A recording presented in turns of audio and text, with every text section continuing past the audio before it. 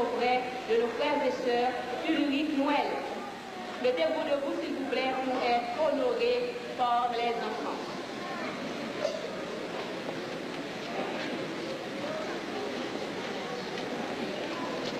Amis visiteurs, bonjour. Bonsoir, le Seigneur. Nous éprouvons un plaisir de vous retrouver au peuple du Seigneur pour l'appeler dans son vrai jour de repos. La classe offensive s'estime heureuse de pouvoir diriger le service de ce matin. Mais ma joie est encore plus grande de donner le porte-parole pour avec vous le PDC. Chaque sabbat, notre Père Céleste réserve un repas spirituel pour apaiser notre fête. Nous sommes persuadés qu'il s'appelle à le faire en ce jour. Nous vous convions donc à faire toute votre foi pour entendre celle de cet esprit par lequel nous voulons vous parler ce matin. Notre message a pour titre des louanges au Seigneur, un impératif pour tous.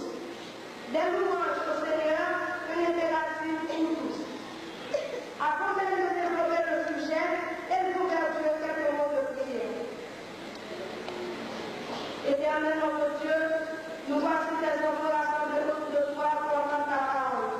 Aide-nous à la comprendre et à la mettre en pratique. Au nom de Jésus, Amen. Nous vous invitons donc à ouvrir vos livres et à lire avec nous le texte de base inscrit au 150 verset 6, page 626.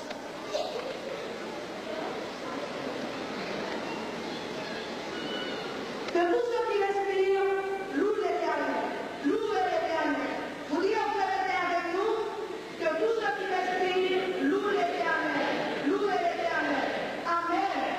Amen, chers frères et sœurs. Amen. La Bible du Semeur, la vie est posée ainsi. Que tous ceux qui vivent louent donc l'Éternel. Louez l'Éternel. Au psaume 6, verset 6, la première est encore exprimée d'une façon indirecte. Qui ne loue dans le séjour des morts? Ça veut dire celui qui est mort ne peut pas louer. Toutes les pensées s'harmonisent pour dire qu'il ne peut pas y avoir la vie isolée de louange. Dès qu'on a la vie, on doit louer. Autrement dit, celui qui ne loue pas ne vit non plus. Quand bien même, je l'ai dit moi, que nous entendons, le psalmiste se soumet à cet impératif, ce commandement, quand il fait cette déclaration, les sublime. Je louerai l'Éternel tant que je vivrai. Je célébrerai mon Dieu tant que j'existerai.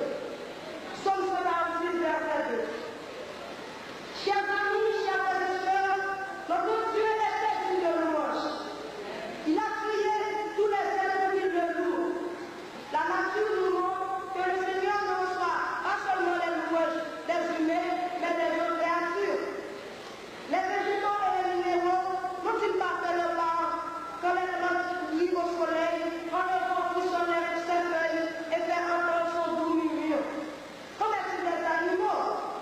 Dans le chant 676 de notre hymne et louange, la deuxième sortie, la gentille alouette, le rossignol des voix, le buisson, la fauvette, font résonner leur voix. À la saison nouvelle, j'aime leur chant joyeux. La nature est si belle, je veux chanter pour eux. Ici, l'auteur nous dit clairement, les animaux, malgré qu'ils n'agissent pas restés, louent également le Seigneur. Et lui, il veut faire autant.